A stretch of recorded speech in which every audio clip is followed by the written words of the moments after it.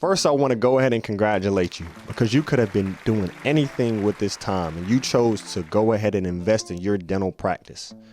You chose to go ahead and figure out ways so that you can maximize cash flow and minimize your taxes. See, this is the first step in forever in you unlocking freedom inside your dental practice. So today we'll be going over the 7 tax strategies that you can implement starting today in your dental practice. So what is a tax plan? A tax plan is a plan that is put together to help you save in taxes while your practice is running at its optimal health. A tax plan is simple. You want to sit down and you want to look forward to see what are some transactions coming down the road, what is your lifestyle, and how can we think and put on our tax hat to make sure that we are minimizing any tax liabilities. Because as you know, every financial transaction typically has some type of tax implication to it. Why is a tax plan important? See, here in the US, the highest tax bracket is about 37%, including state and other taxes. That could be about 50% of your income going out the door, partnering with the government. We don't want our practice owners to be in a silent partnership with the IRS or any government. We want to make sure that we are minimizing taxes legally in order to put more money into your pocket so you can have more money to put towards your practice and your patients and honestly, your family and the things that you love to do. We want to help you achieve that freedom in the way of putting that money back into the places that deserve it and not just back to the government. See, what a lot of people don't realize is about 99% of the IRS tax code was created not for you to pay taxes, but for you to save in taxes. So we want to kind of unlock what are the ways that the IRS and Congress have put into place so that you can live your American dream. Additionally, in your practice, taxes over the lifetime of your practice will be the #1 expense. It won't be payroll. It won't be rent. It won't be utilities. It won't be supplies or lab fees. It's going to be taxes. Typically, the 3 pain points that we see is lack of profit growth and how we can make sure that we're maximizing revenue and minimizing expenses.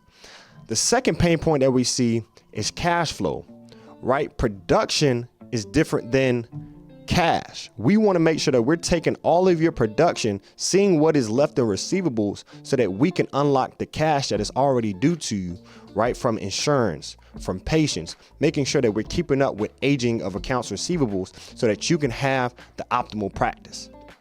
And typically the third pain point that we see is I pay too much in taxes. And that's what we're here today to really discuss and fine tune so that we can make sure that you are living a life that you deserve, that you can unlock freedom in your practice today. So the first tax strategy for today is maximizing your primary residence.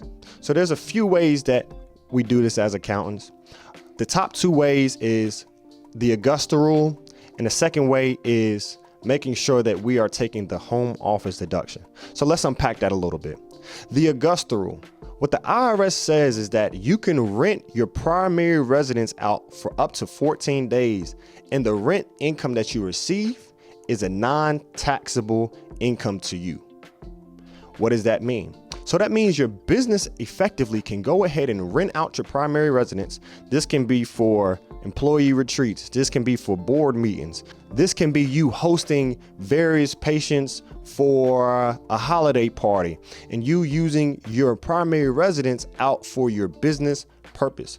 What that means is effectively 14 days out of the year, your business can write a check to yourself and your business receives that tax deduction and you receive that income non-taxable. Wow, how much tax savings can that unlock in your practice by simply switching over and putting on a tax savvy hat? The second way that you can maximize your primary residence is by maximizing the home office deduction. What does that look like?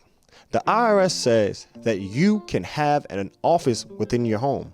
So if you are going over patient information, if you are working from home one day on your practice, if you are using a part of your primary residence for business purposes, the IRS says that you can take a portion of your home expenses, right? Rent, utilities, maintenance, repairs. You can take a percentage of your primary residence and write that off. So the two main ways that the home office deductions can be utilized is one, the actual square footage. So the IRS allows you up to 300 square feet times $5 per square foot, and your maximum deduction is $1,500. Now, most of our clients, we see that they want to go ahead and use the actual expenses.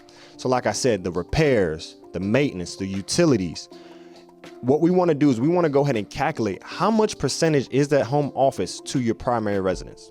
In most cases, we see about 15 to 20%. So if we're going to use the example of 20% of your home is for your home office, let's just say that your entire home is $50,000 in expenses every year. We take 20% of that, and now your tax deduction is anywhere close to about $10,000. Wow. Tax strategy number 2 is hiring and placing your kids on payroll. So what this tax strategy effectively is for you in your dental practice, if you have kids, we like to see around the age 7 or up, anywhere from 7 to 18 years old. What you can do is you can place them on payroll. You can give them the money tax-free, because as long as it's under the standard deduction, they won't be paying any taxes on it. And your practice can now take a deduction up into the standard deduction, right? So what that looks like, so let's just take the example $14,000 just for demonstration purposes. You can pay your kid about $14,000 a year.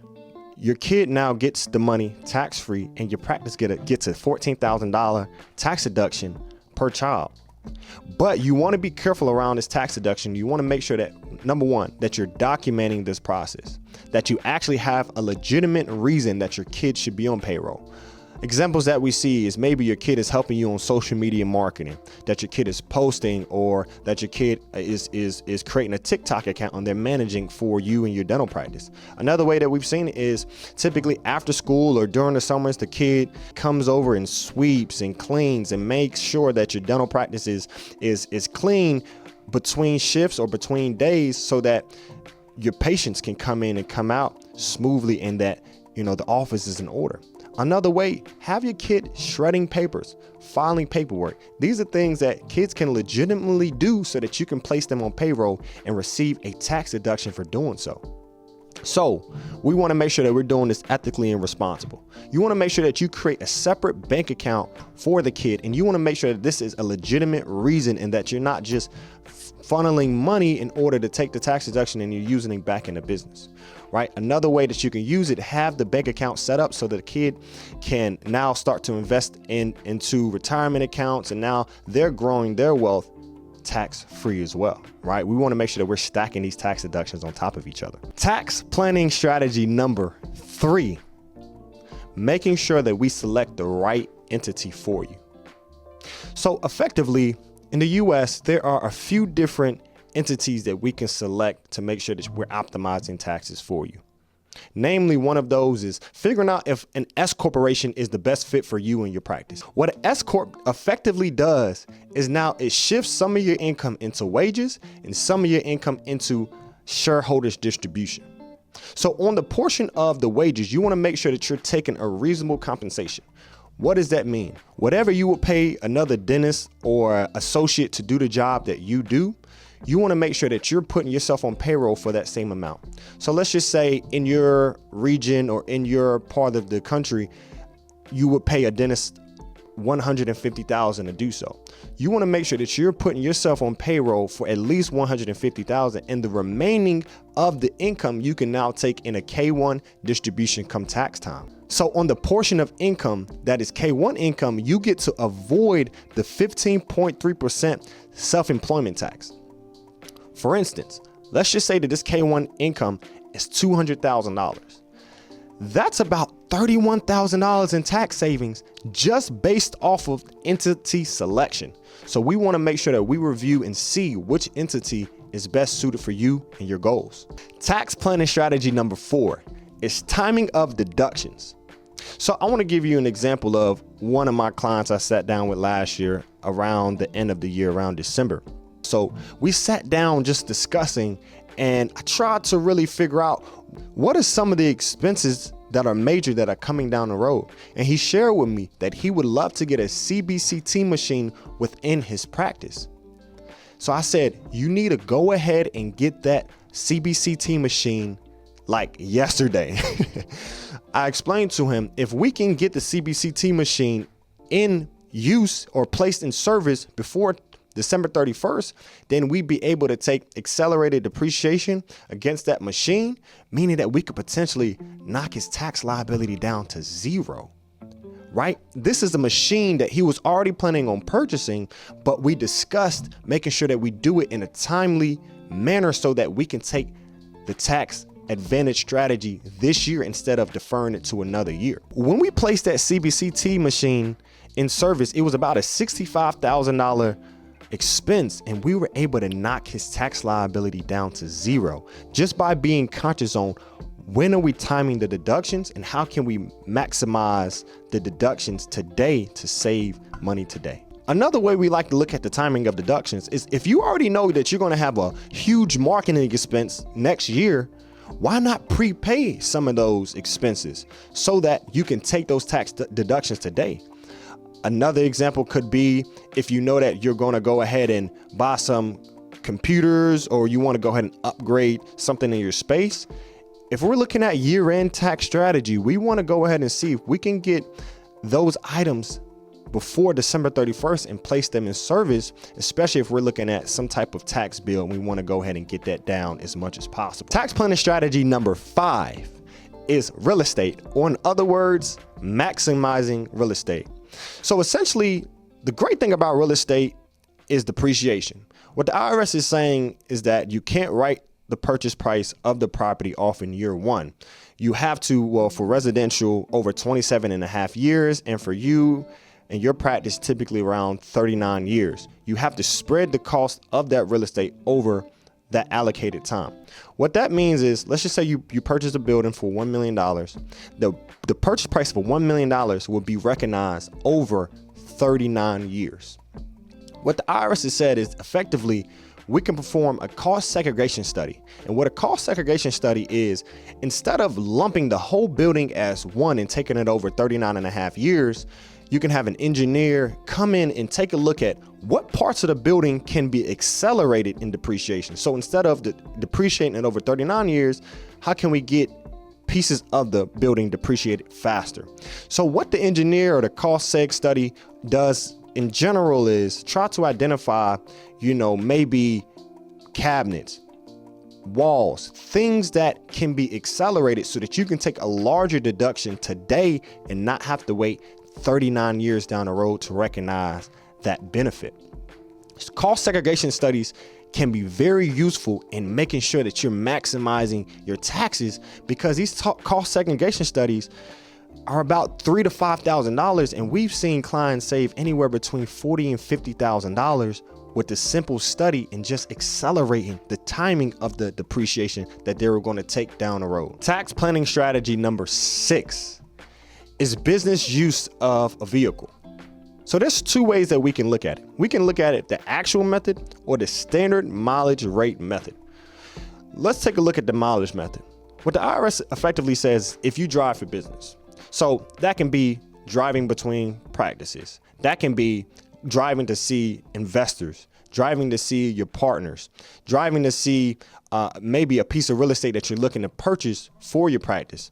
I mean, the possibilities are endless. Whatever those business miles are, it does range every year, but let's just say 63 cents per year. Let's say you drive 10,000 miles this year for your dental practice. What the IRS allows you to do is take the 10,000 miles times the 63 cents approximately, and now your tax deduction is simply $6,300. The second way that we've seen our practice owners take advantage of business use of the vehicle is the actual method. So what that says is you can take the maintenance on the car, you can take all of the different expenses associated with the car on top of the depreciation that the IRS allows for you to take on the vehicle each year, and you can write that off on your taxes. So let's do an example. Typically, the IRS allows a portion of your vehicle to be depreciated each year. Let's just say this year is going to be $10,000 plus the maintenance on your vehicle. Let's just call that another $3,000. plus the oil changes and every other thing that you have to do to make sure that the vehicle is running smoothly for your business, let's just say that's another $2,000. So effectively, that's about $15,000 associated with the vehicle. And if you're driving that vehicle primarily for business, you should be able to take a majority of those expenses as deductions. Tax planning strategy number 7 is adding pleasure to your business activities. What does that mean? That means your cell phone, that means continuing education, that means any other expenses that you're already using for personal that has a business element to it, making sure that we're taking advantage of those when it comes tax time. Typically, employees are not able to write off these personal expenses, but you now as a business owner, you now as a practice owner, you have a purpose of using your cell phone for business. You have a purpose for continuing education and educating yourself so that you can perform better services at your practice. All of these different expenses that you would ordinarily incur and not be able to write off now could become tax deductible. Another huge way that we see practice owners take advantage of this is travel, right? If you're traveling for business, if you're traveling to go meet potential associates, if you're traveling to go have a employee retreat, a part of your travel could be tax deductible now. And so now you can have pleasure and you can have business all on the same trip while taking a tax deduction for a portion of that.